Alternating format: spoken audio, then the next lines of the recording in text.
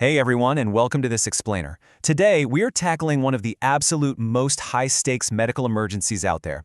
It's a situation where every single second counts, and understanding the science behind it can quite literally be the difference between life and death. So, let's get right into it. We're decoding acute coronary syndrome. I want to kick things off with a number that honestly should shock you. 225. That's 225 minutes. According to the data, this is the average pre-hospital delay for patients experiencing a heart attack in Germany. That is nearly 4 whole hours between the very first symptom and actually walking through the hospital doors. In the cardiology world, there is one golden rule. Time is muscle.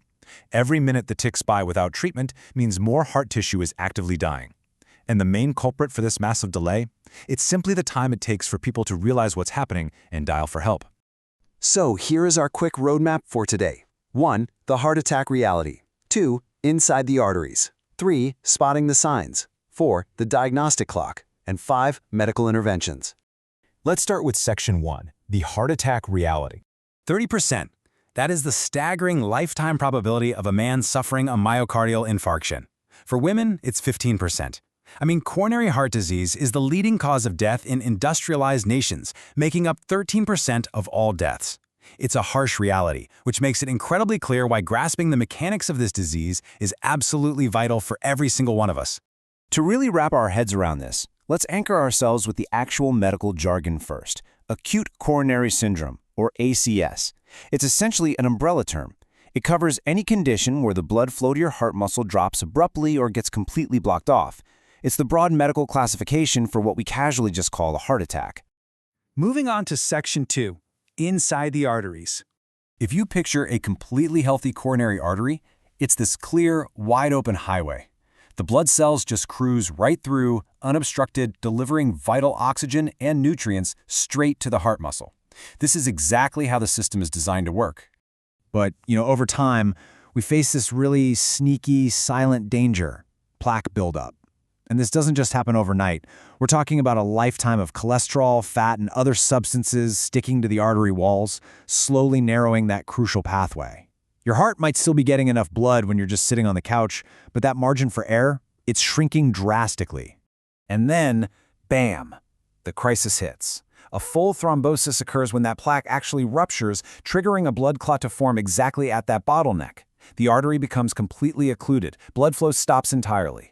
This right here is the exact dramatic moment a massive heart attack begins. Now, cardiologists break these blockages down into 2 main types, STEMI and NSTEMI. A STEMI involves a total blockage, which shows up as a persistent ST elevation on an EKG. An NSTEMI is a partial blockage without that ST elevation, but you'll still see positive biomarkers in the blood. You might be thinking, okay, well, an NSTEMI sounds a lot milder. Actually, scratch that. Here is a totally wild and sobering fact from the data. While early mortality in an NSTEMI is lower, the cumulative mortality after 4 years is actually twice as high as a STEMI. This is largely because NSTEMI patients tend to be older and dealing with more underlying health issues. All right, Section 3, spotting the signs.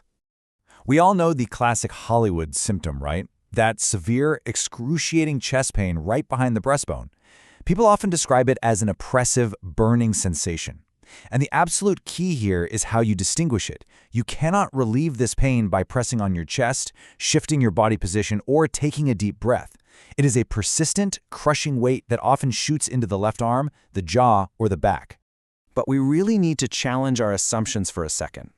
Check out this critical, often ignored statistic. Globally, more women actually die from myocardial infarctions than men. 52% to 48%.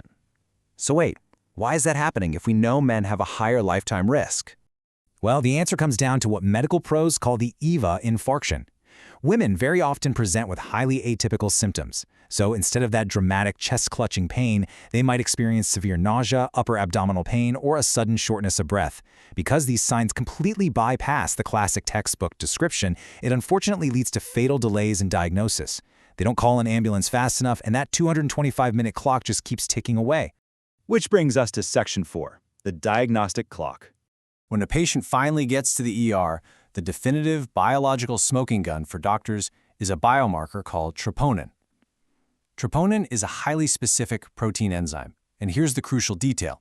It's released into the bloodstream only when heart muscle cells are actively being destroyed. So if a patient's blood shows elevated troponin, it is undeniable, quantifiable proof of heart damage. But timing dictates absolutely everything here. Troponin only becomes positive about 4 hours after the infarction actually starts.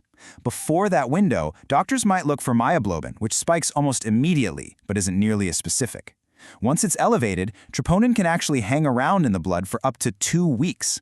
That's exactly why pinning down the precise timeline of when a patient's symptoms started is so critical for accurate testing. And the most stressful clock in the entire hospital is the call to balloon time, or CTB. This is the exact window from the emergency call to inflating a tiny balloon in the artery during a catheterization to get the blood flowing again. The golden rule? Keep it under 90 minutes. Data shows that if they hit that mark, mortality stays around 3.5%. But if it drags past 150 minutes, that mortality rate rockets up to nearly 10%. Like we said earlier, time is literally muscle. Finally, let's look at Section 5, Medical Interventions. So, what does the immediate pharmacological toolkit look like? Well, first, they give oxygen, but with a massive caveat. They only do it if the patient's oxygen saturation is actually below 90%. Why? Because studies show that pumping in too much oxygen creates reactive oxygen species that can literally expand the size of the infarct. It makes things worse.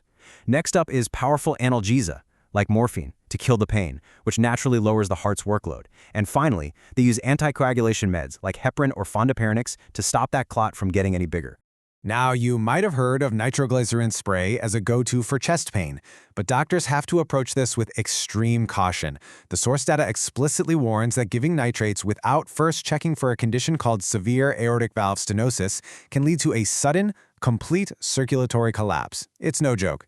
Nitrates tank the heart's preload, and a heart with aortic stenosis absolutely relies on that pressure just to push blood through the narrowed valve.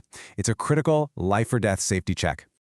Assuming the patient makes it through the acute crisis, the focus shifts to an aggressive long-term defense strategy. The cornerstone here is high-dose statins. The goal is to aggressively crush LDL cholesterol levels down below 55 milligrams per deciliter as early as possible. They will also prescribe ACE inhibitors, which are vital for stopping the heart from negatively remodeling itself with stiff scar tissue. And lastly, beta blockers step in to lower the heart rate and blood pressure, taking the pressure off that recovering muscle over the long haul.